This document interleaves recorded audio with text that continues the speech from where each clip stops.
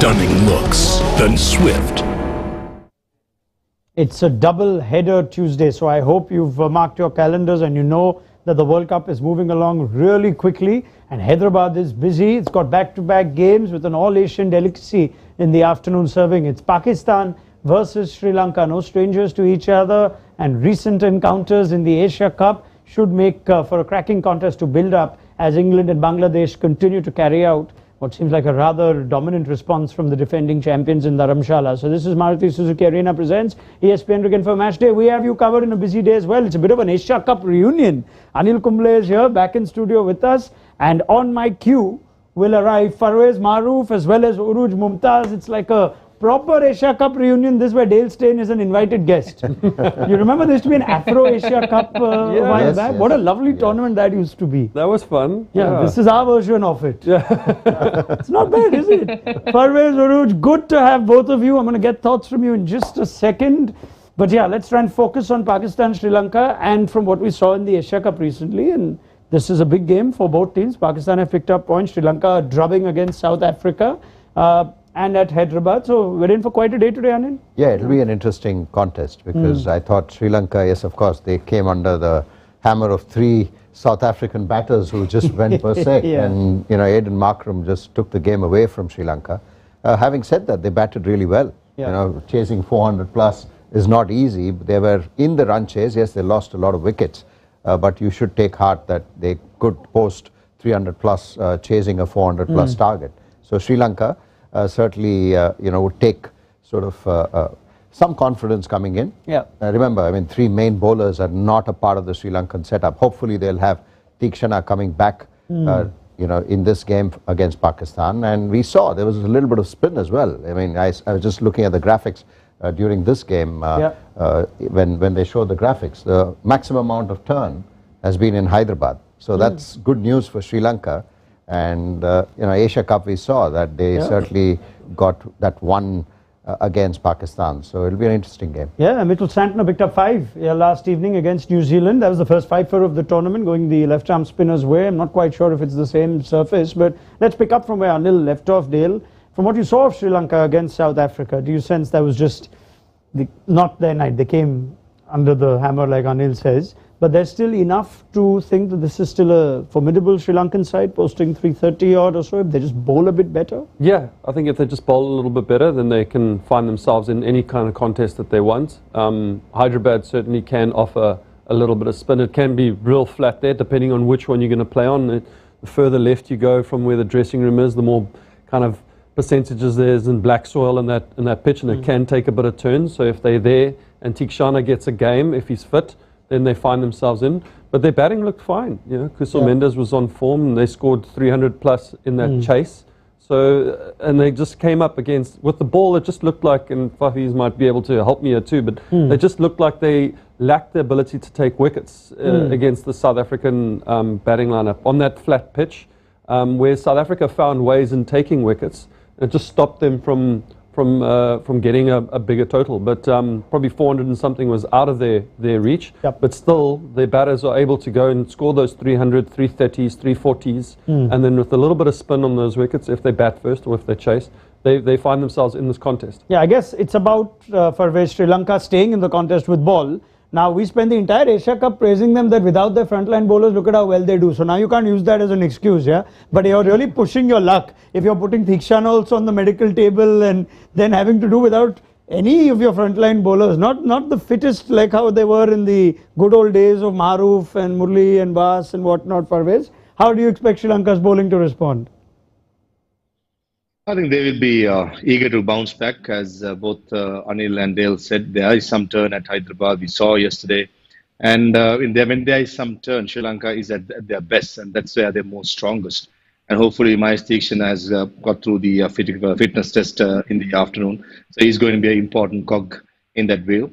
So I reckon Sri Lanka needs fight back, needs a leader in there just to go out there and put his hand up and take the responsibility. So Sri Lanka is important. They start their campaign right now, because if they are to start a bit later, I think the top four will be a little bit too far to think of. But for the moment, the bowling will be on the spotlight.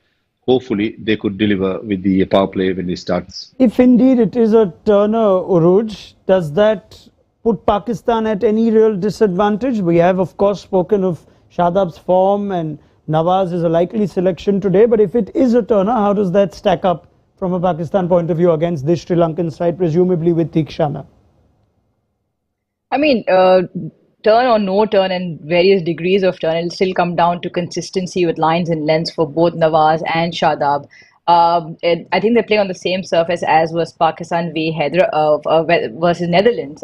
Whether they change their bowling, I'm not quite sure, but I think it'll be more trouble if Sri Lankan spinners, and I don't know if Theekshana is playing yet, will trouble the Pakistan batters as opposed the other way around, because the quality of spin in the Sri Lankan lineup is probably a notch higher than what Pakistan possesses and has currently been able to execute. I did, however, see that Nawaz was very typical of him. He keeps a fairly consistent line length, not a big turner of the ball, but Shadab was able to probably land more in the right areas in the Netherlands game. Now, albeit Netherlands probably not the same quality of opposition with the bat. So I think it'll be a run for their money. Pakistan's batting more so against Sri Lankan spinners. All right, now we have got news from Hyderabad. Sri Lanka won the toss, and now we're into match number 7, I think, isn't it? 8 now, 8. And this would now only be the second instance of a team winning the toss and choosing to bat first after Australia did in Chennai a couple of days ago. So there you have it. Sri Lanka had slightly changing the trend, but it worked well for New Zealand at the same venue yesterday, where they posted in excess of 320 against the Dutch. Is this the way to go? What does the decision to bat first perhaps indicate to you, that they've changed the trend a little bit? Indicates that the surface is absolutely dry, and that's something that I'm sure Sri Lanka would be looking at, putting up a score and then putting pressure on the Pakistan batting lineup, because their batting lineup has been really vulnerable.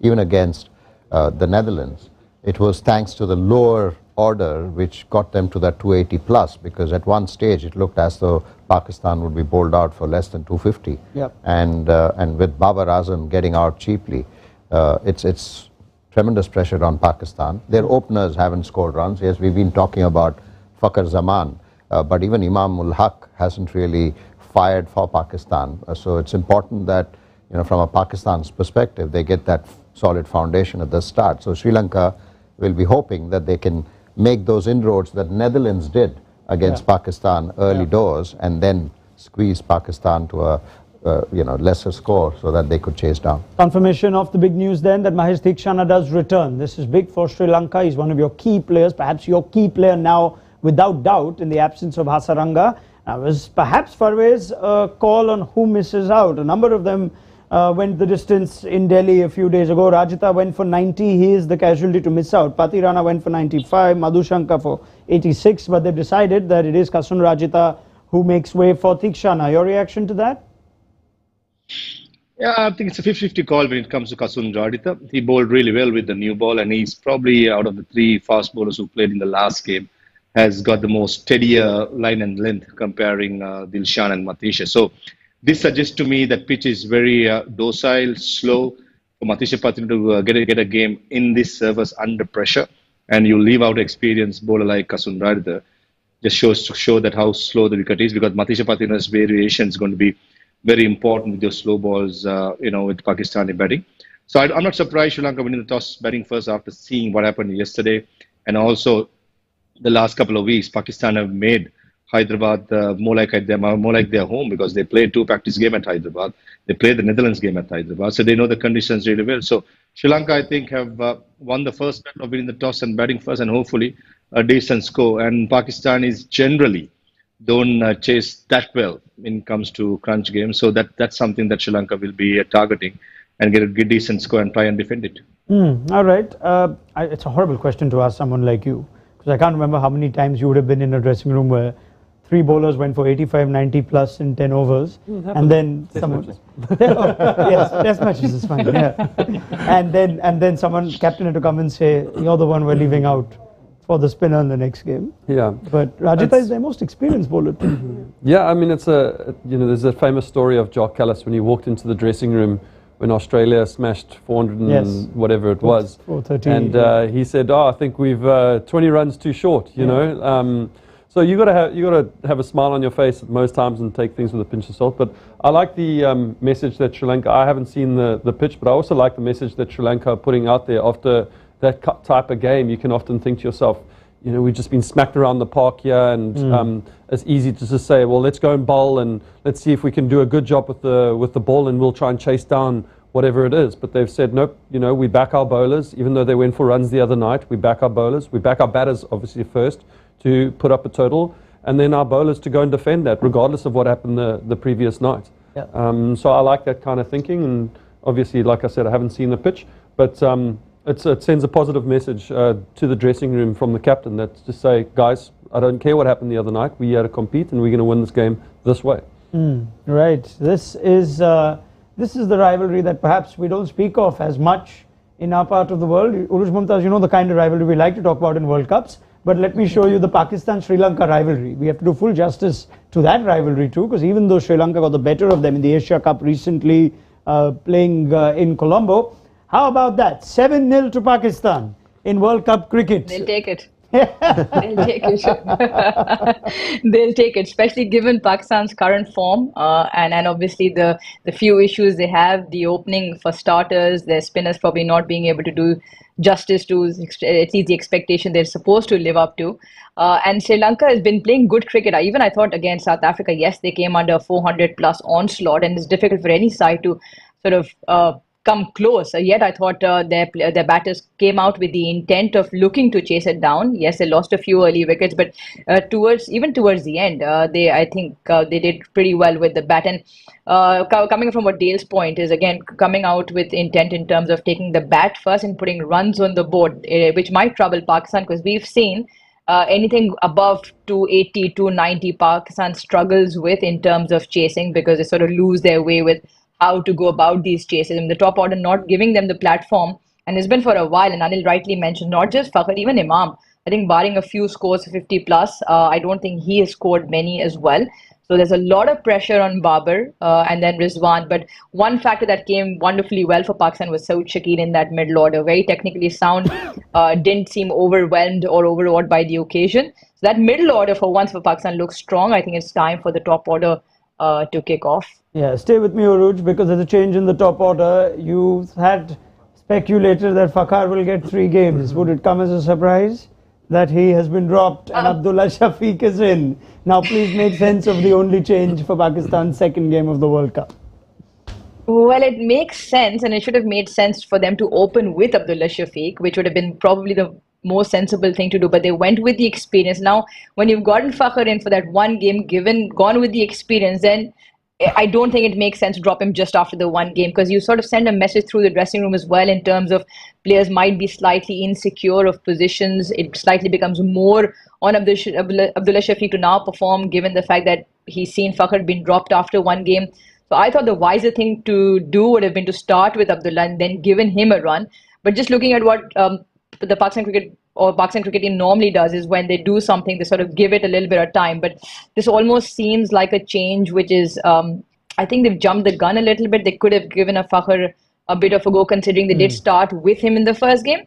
But now that Abdullah's in, now I'm hoping for him to get a longer run, irrespective of what he does in at least give him a run for 3 or 4 games now. This is team management's nightmare, I guess. Or I don't know, maybe it's the players' nightmare more than team management, because you've got India coming up and you would have had a plan, right? India is the big game. Maybe that's why Fakhar Zaman. And now you get Shafiq here.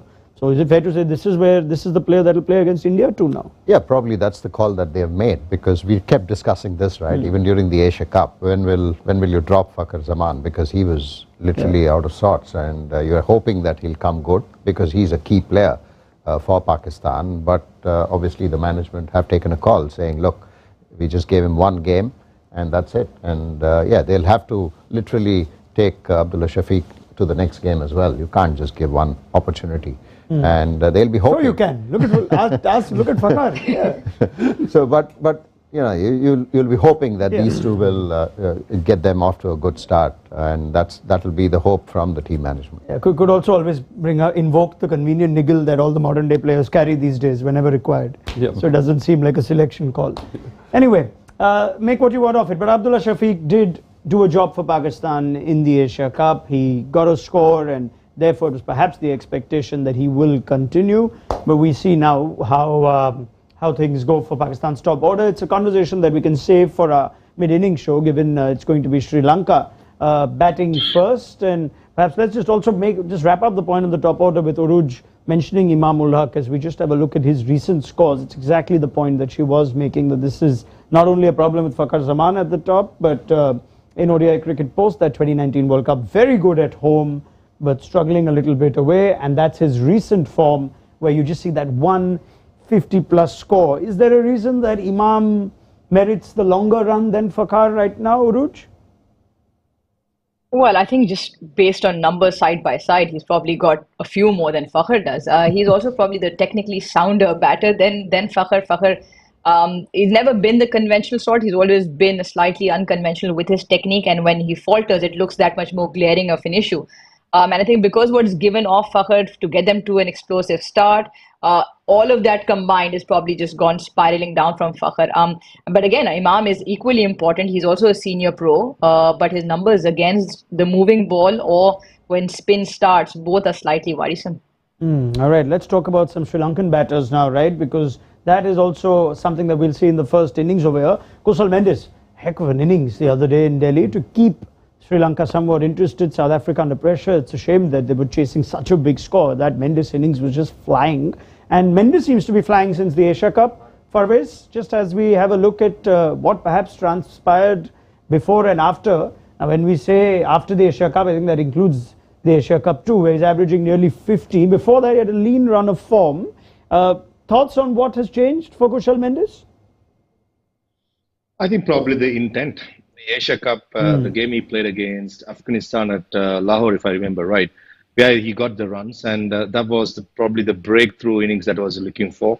And ever since then, he's been batting well, and he's the vice captain, and Sri Lanka team, the batting order rallies around Kusal Mendis with his experience, and I just hope that he will keep the same intent. There's nothing to change. I think Kusal is at his best when he's trying to attack the bowlers, and we saw even during the warm-up games against Afghanistan, the way he batted, where he scored 150, he just went after everything. So I just hope that he'll continue the same way.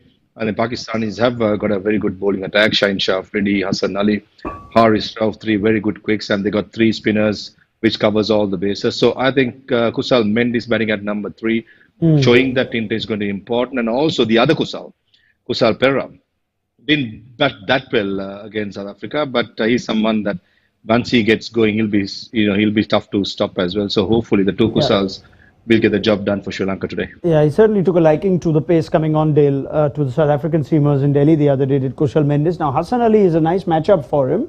I'm trying to think of a batter like him who plays fairly orthodoxly, plays late, allows it to come on, which is nice in our part of the world when you have smaller boundaries. Hassan Ali's got a great record against him in one-day international cricket. So when you've got a batter like Kusal and that kind of numbers, what's Hassan Ali doing right? And can we expect the same?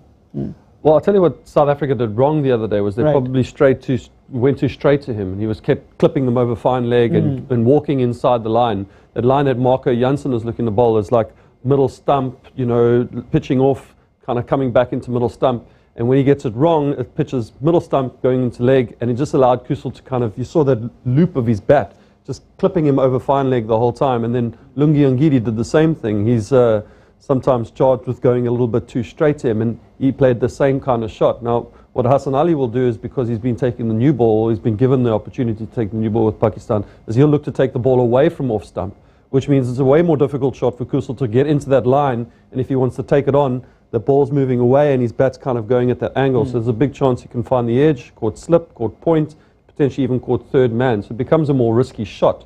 Whereas South Africa the other day, those angles were more towards leg stump, and it really allowed him to kind of access that area. That said, he's a good batter. He'll find ways to combat that. But I'm keen to see how Pakistan go about bowling him at him tonight. Bigger ground as well? Yes, bigger boundaries as well. But, we keep talking about the aggressive approach of Kusal Mendis, but technically also is pretty sound. And, that's the best part about Kusal Mendis. It took a good ball from KG Rabada to get him out the other night. But, having said that, the Sri Lankan team, they'll be hoping that Kusal can do what he's been able to do in this World Cup so far. That's a very good record then to have against a batter who's been good for Sri Lanka, Hassan Ali. And Hassan Ali's record against Sri Lanka is also particularly one to watch out for. It's an opposition he favours, Urooj, and I'm just thinking now with the way he bowled in the last game too, while our eyes are on Shaheen on one end and Haris on the other, and perhaps they were still worrying about how Naseem Shah's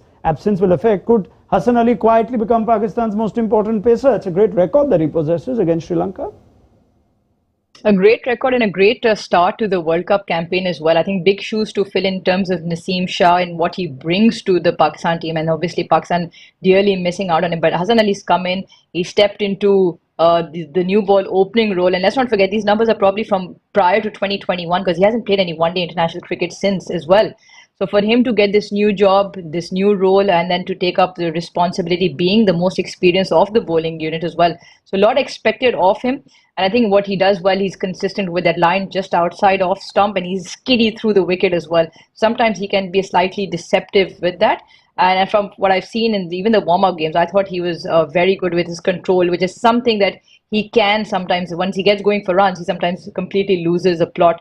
And he does go. So I think the new ball with Pakistan continuously applying pressure up front, which Shaheen always does. He'll again look to pitch the ball up and swing it back into the right-hander. He's got this nice one which he angles one across and then sets up the right-handers as well. So I think it'll be an interesting contest with, especially in Mendes, if they can get the opening breakthrough with Mendes and his aggressive intent. It'll be an interesting matchup to see how the first 10 overs go in particular. It's amazing how he just suddenly returned to ODI cricket, and it seems like he's been fine. He's been bowling well. Pakistan almost produced these kind of guys. No, Mohammad Sami played, I think, 4 decades of ODI cricket. Every time you showed up, he was just playing and he was fit. Talk about Ashwin's return, fast bowler, returns like this, like he's been playing throughout. Yeah, I mean, they play a lot of white ball cricket all around the world. They play amongst each other all the time. So it's about just stepping back in and doing what you're familiar with. But sometimes when you're doing it more often, you kind of get into the groove and you can get confident. But it's always great to be selected for your country and play at a World Cup. Sometimes it just finds the best out of you out of nowhere. And Hassan Ali did that in the first game. How many years has it been since you played ODI against? I'm just saying if this is retirement or this is just a bit of a break. And oh my God, no, this is retirement, guys. Come on. They're still talking about AB and Faf. You never know. We convince them for one T20 World Cup here and there. Dan. Did you hear that? Did you hear that?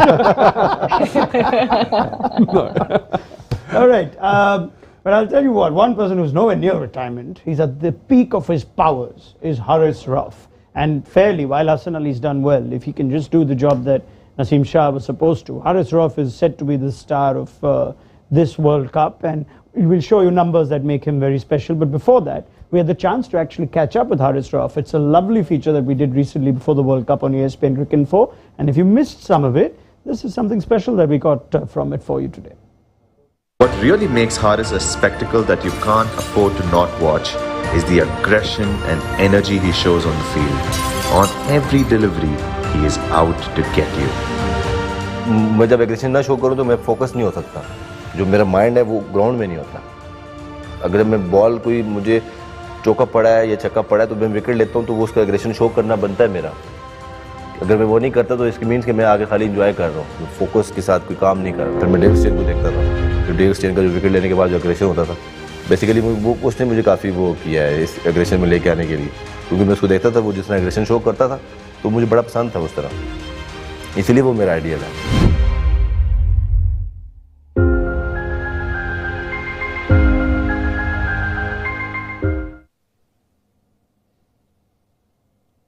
Just going to observe some silence. Absolutely. Let the emotions sink in. You spent some time with Haris, probably a few interactions. I've spent a lot of time with Haris, actually. We were both at Melbourne Stars. I came across, I had a shoulder injury. Was it a shoulder? No, groin. I was flying over, I was going to play, no issues. And my last game before I flew over, had a little groin, arrived. And I think Trent Woodhill had seen Haris Rauf bowling in the nets somewhere and invited him to come to be part of Melbourne Stars. And I arrived, I couldn't play, and Haris played the first 2 games, including a fifer at some dodgy outground outside of Melbourne. And the first game, when I met him, was in Brisbane, I think, and he was bowling absolute thunderbolts. Never heard of this guy before. And I said to him, you're going to get picked up by Pakistan. It's going to be a matter of weeks before. And I think by the end of that Melbourne Stars trip, he was already selected for Pakistan, and bang, things happened for him. And then we've just crossed paths since, and we've stayed in touch, and he's just been a good friend of mine. And I've just watched his career just blossom throughout the years. But straight away, when I saw him, I knew straight away, this is someone special. And I actually felt bad about playing for Melbourne Stars. I was like, this guy can carry on playing. I'm no good. I need to go home. He can stay. Because I think when I left, he even took a hat-trick. So, yeah, he's wonderful. Yeah, don't be too hard on yourself. You weren't bad. It was okay.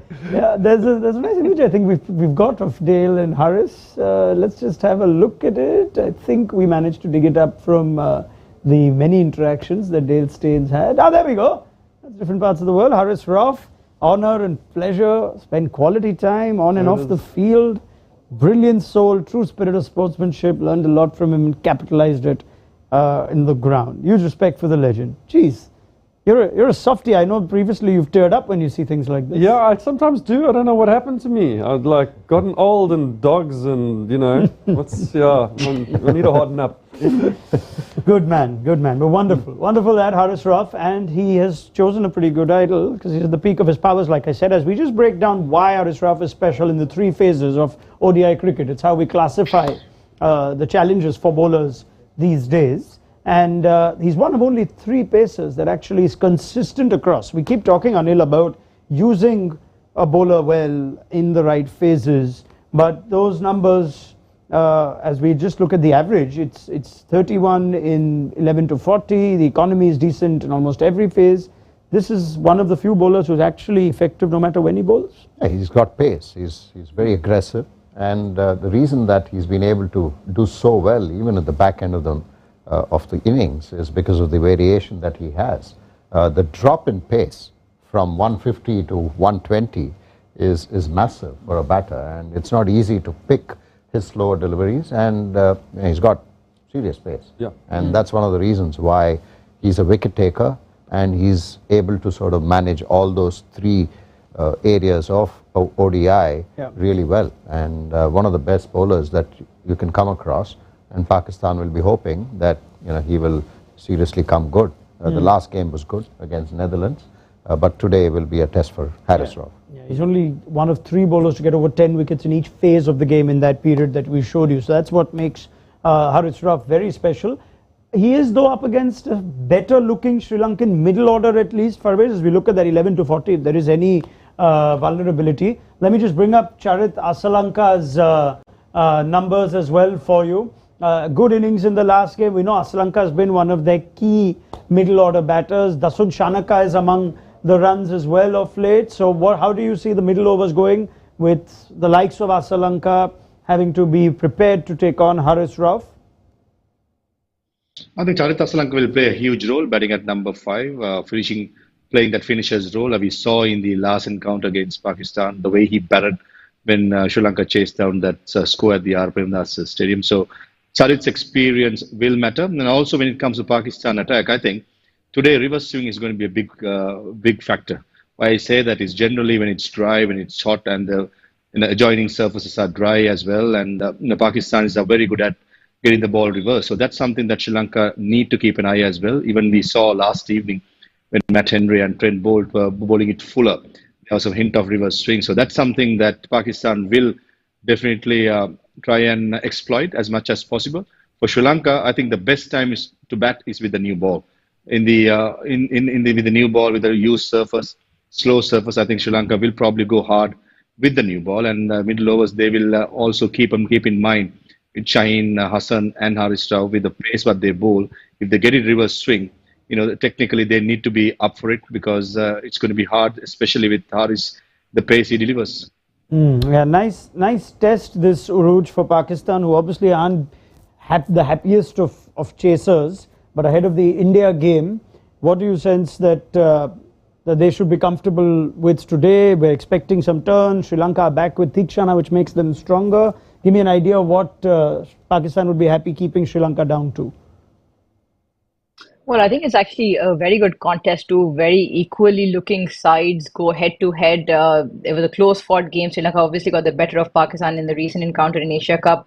We also saw numbers in the World Cup massively favouring Pakistan. But I think on paper, I think Pakistan will look to and want to keep Sri Lanka down to 280 or below, given all the reasons that Pakistan with the top order not firing, middle order sometimes lose their way with the chases.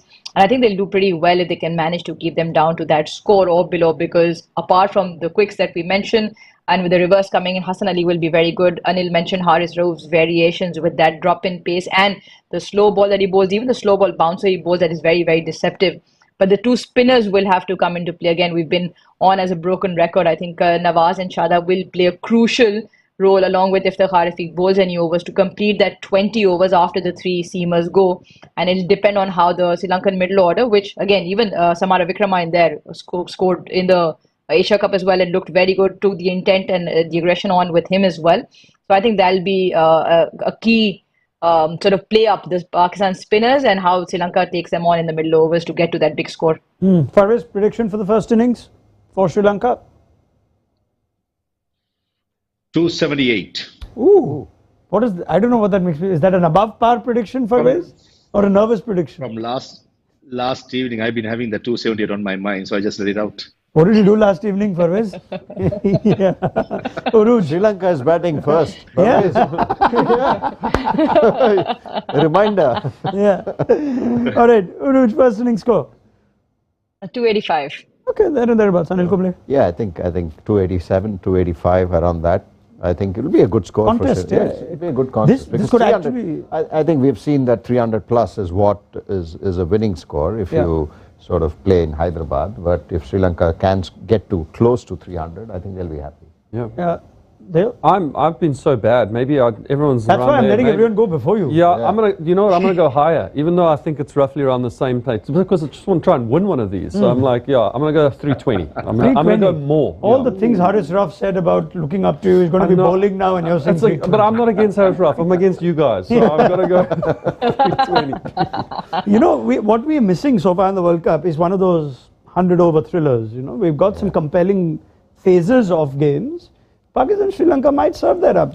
Yeah, they did in the Asia Cup. They did. Yeah, so yeah, let's see. Because it does seem like England and Bangladesh may not do that. I'm just going to quickly have a look at where the game in Dharamshala stands as England approach the end of their innings. Credit to Bangladesh though, they managed to pick up a couple of wickets in the last few overs. Shariful Islam was actually on a hat-trick at one point. Livingston's got a first ball duck. And after Malan set it up with 140 half centuries for Bairstow and Joe Root, let me just get a quick reaction on that game. It's 323 in 44 overs. Are they already in a position of, out-batting Bangladesh, even though they've lost a few, Anil, England?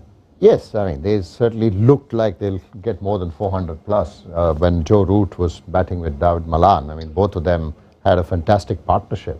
But like you said, Bangladesh have pulled things back. It's a good surface. It's a small ground. So Bangladesh won the toss and decided to field. So I don't know what number they had in their mind. So 370 around that, I think, was still sort of achievable on that surface because it's a small ground. But today England are playing that extra bowler with Reece Topley coming in place of Moeen Ali.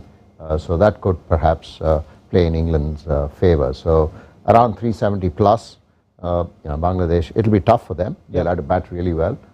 But it's a small ground, so you should fancy yourself. Yeah, I mean, you spoke of how they were perhaps one-dimensional in the first game. This seems to be a much more organised 50 overs innings. Yeah, much more organised. You just watch the way they batted. They looked like they were just batting naturally, and the bad balls, I don't think Bangladesh bowled particularly well in the start. There was a lot of full deliveries. There's a wicket now, as we see, but England just seemed to they allowed England to just bat, and they batted naturally, and they were scoring at a strike rate of 100 plus the whole time. And then they got themselves in a position where I think they were one down at 30 or whatever it was, and they were allowed to from there bat the way that England want to bat, which is that real launching, aggressive kind of thing.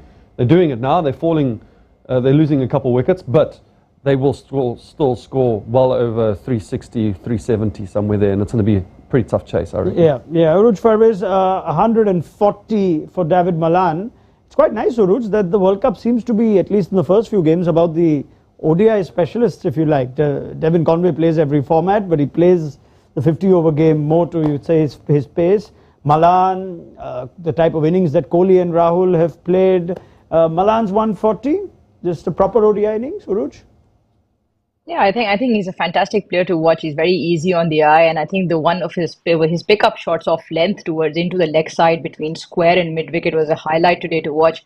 But he's one of those where you just sit back, very similar to Devon Conway as well. You sit back and just seems to be coming off from the bat, just more timing and perfection to their batting. And I think this World Cup up to now, you mentioned it earlier, hasn't been in terms of match contest between two teams, but we've seen some fascinating batting. 130 the strike rate, 140 at one point. I think there was discussion around Ben Stokes and Jason Roy's highest one-day scores, which scored a few months back, that on the charts to break. But I mean, 370 odd plus will probably give any team a run for their money. Yeah, I mean, this is a bowling heavy dominated panel, so I don't know how much you can truly appreciate the runs that are being scored. But Farveez, quick one from you as well. England already outbatted Bangladesh, you think?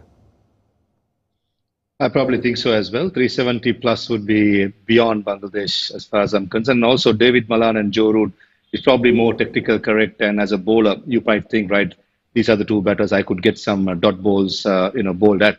And they score a strike rate of 130 and 120. When you have batters like Johnny Bairstow, Josh Butler, Harry Brook, Liam Livingston, all these players, you'd think as a bowler, right, these guys are going after you. But it's the other way around with Joe and David Malan scoring more than 100 strike rates. So it just goes to show the dominance of England in this game. And it's a clear statement for the games to come up for England. Because also, I guess, it feels good from an England point of view that David Malan's got a big score early in the tournament. There was some talk of Jason Roy's exclusion being a bit harsh on him, and to find room for Harry Brook, who's still not found his feet in the format. But Malan is an ODI specialist, and he seems to have got a score now, so that's good for them. Yeah, it is. And this is a perfect surface for England as well, because the ball comes on to you and the bounce is even. So it's a nice surface to bat on, and David Malan certainly utilized that opportunity along with Joe Root.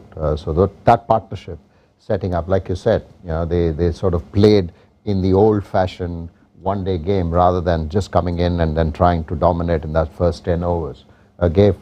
Although they certainly got more than 6 runs an over without really going berserk. So that's the kind of cricket that you would expect England to start doing from now on. And this is a great example of getting that start that they certainly got today. Yeah, the strip itself looks lovely. It's just everything around it is the problem at the moment in Dharamshala.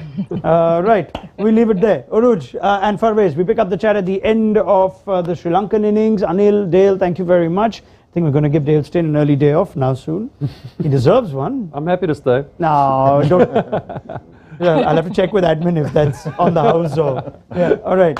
Thank you very much to Dale and Anil and Urooj, Mumtaz and Farveez. Maharoof. We have plenty of analysis coming your way as the World Cup gets busier and busier. So keep an eye on what goes down in Hyderabad and how the Sri Lankans bat first there, as well as how much England end up with. And we'll get you all the intel and reactions on Maruti Suzuki Arena Presents ESPN Cricket for Matchday. And do download the mobile app if you haven't already. That RS Rough feature that we showed you a snippet of is really worth watching. As we got some time with the Pakistan speedster recently, so please do check that out. And we'll see you at some point during the day, most probably at the end of the Sri Lankan innings.